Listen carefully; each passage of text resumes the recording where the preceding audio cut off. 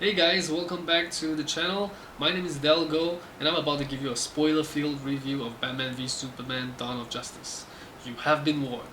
But first of all, let me share with you the merchandising that we get here in Brunei, in the local cinema. Um, like Star Wars: The Force Awakens, we've got a cup with the artwork on the outside, and a topper and a figurine of Batman, and another one of Superman that you can put on top of the topper. These are really good quality ones, and I really am impressed with the kind of quality that we get. First time was Force Awakens, and now this one is from the same manufacturer, so they look really good. The only one missing is Wonder Woman. Second one is the popcorn can.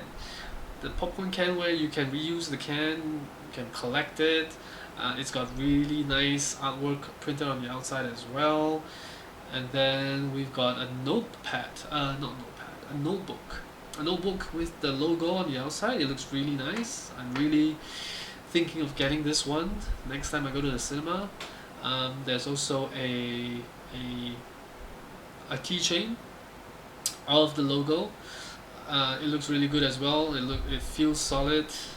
And then finally there is a cap of. It's one of those caps where it's really tall and wide on the front part. It's the kind of cap that doesn't look good on me, so I'm not gonna bother with it. But yeah, these are the merchandise we get. It's I don't really see a lot of people share the merchandising information from all over the world. It would be nice to see what other people are getting. So this is what we're getting in Brunei. Now on to the review. I saw the movie for the second time yesterday. It was the opening night in Brunei, and there were a few things that, well, of course, that you catch on the second time but not on the first time. And one of it that really stuck to my mind was when Bruce Wayne told Alfred, he said something like, "We've been in this city for 20 years.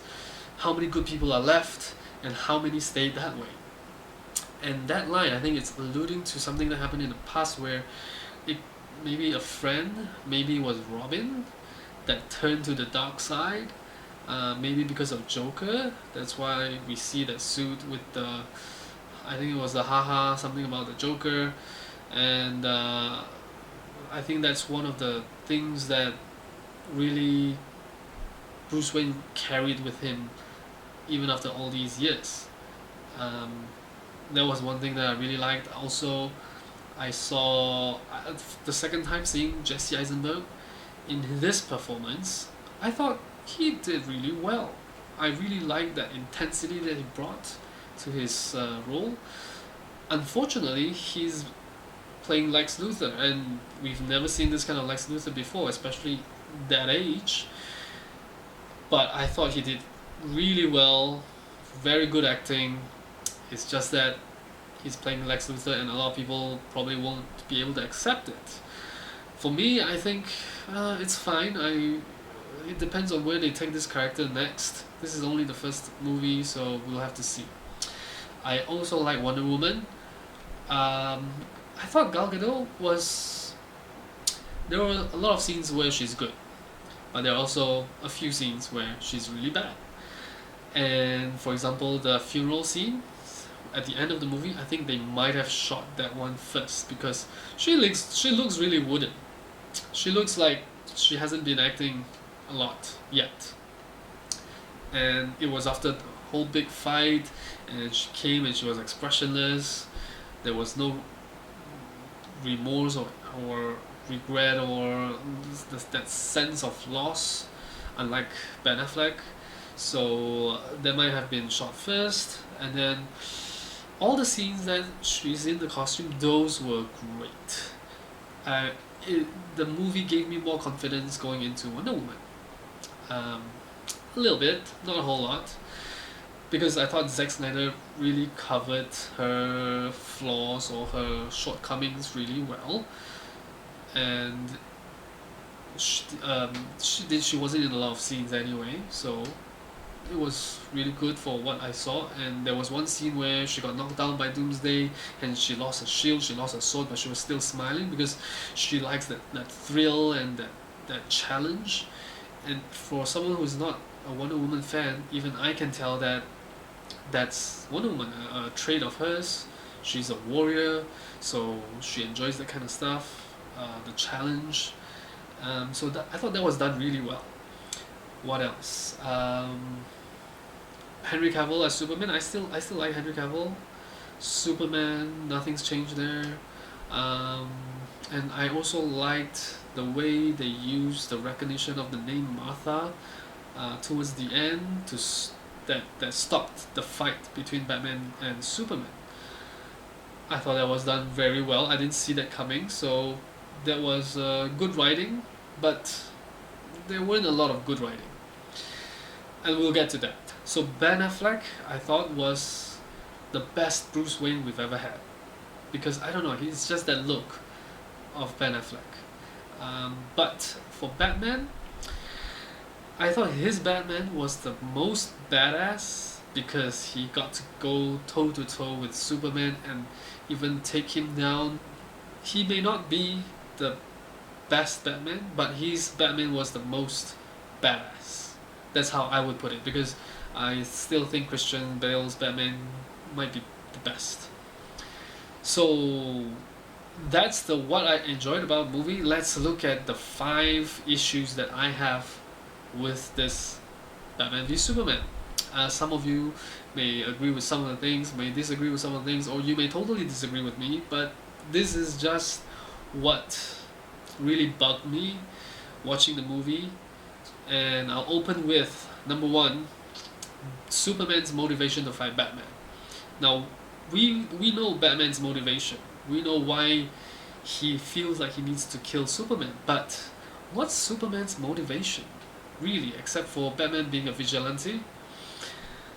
And then, when the time came, it was because of Lex Luthor kidnapping his mother? That's such a cop-out move. Why can't they write something that's from Superman's point of view, that's really compelling, and in turn it will make the whole fight even more compelling, right?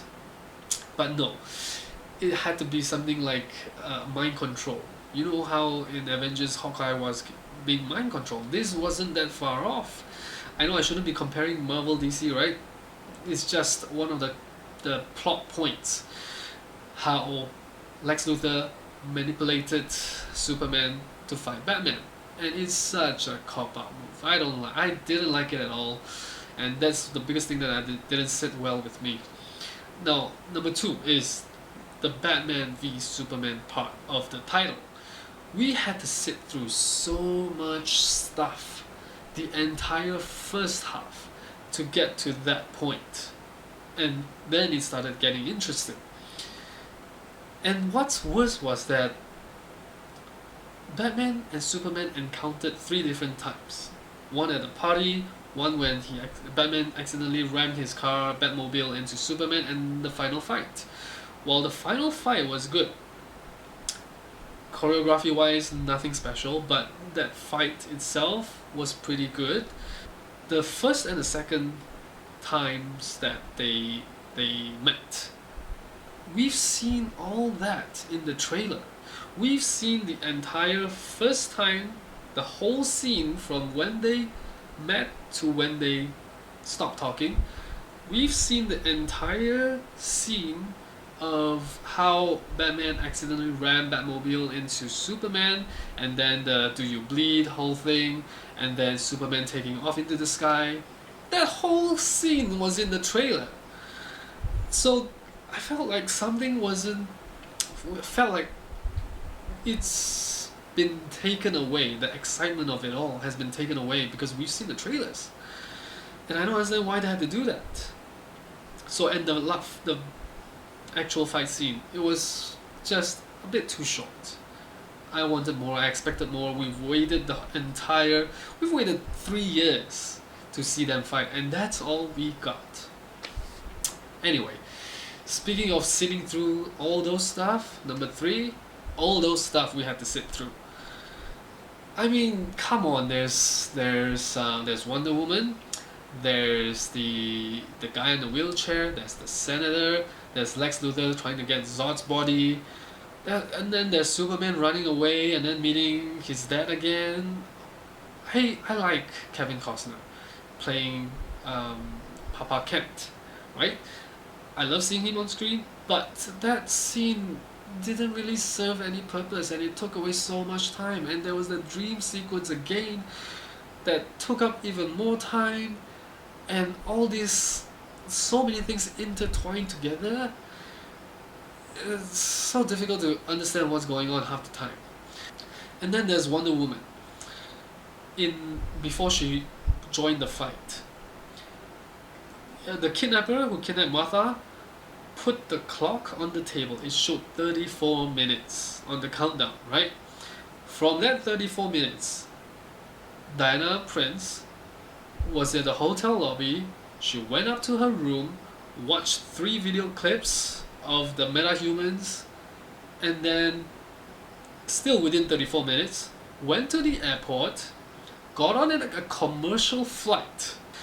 It, and then she sat down, saw the news feed where Doomsday was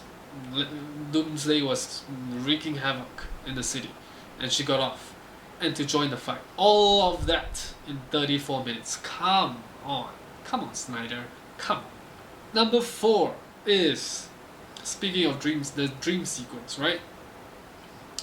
What's with all the dream sequence? And what's with all this? Okay, setting up future movies in the current one does not work. Why hasn't Hollywood learned this? Amazing Spider-Man 2 failed. The part where in Avengers Age of Ultron to set up Thor Ragnarok failed. No one knew what was going on. Even the fans didn't like it. And now we have this, the dream sequence at the desert. I think it's trying to set up Darkseid. And then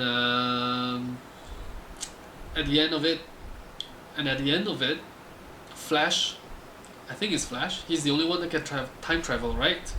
I think it's Ezra Miller. Watching it the second time, it looks like Ezra Miller, but that was horrible acting, man. Horrible acting. And he came in for a brief scene, and why would it be a dream? Why would it be in a dream? Flash doesn't run through dreams, does he? But yeah, that whole sequence doesn't work. It doesn't. It adds to the confusion. If they're trying to set up the future movies, don't do this. Don't. And finally, the Dawn of Justice part in the title. What did we get? Wonder Woman looking through 3 video clips. That's it? That's the Dawn of Justice. Come on. It would have been nice to see the 3 of them coming together to join Wonder Woman, to join Batman maybe at the end, just coming together, you know? Dawn of Justice for Justice League. What did we get? 3 video clips. Come on. So guys, thank you for watching. Agree or disagree, let me know in the comment section. I would love to hear your thoughts. A lot of things to debate, a lot of things to discuss, but these are my point of view. I hope you enjoyed it. Thank you for watching. Until next time, see you again.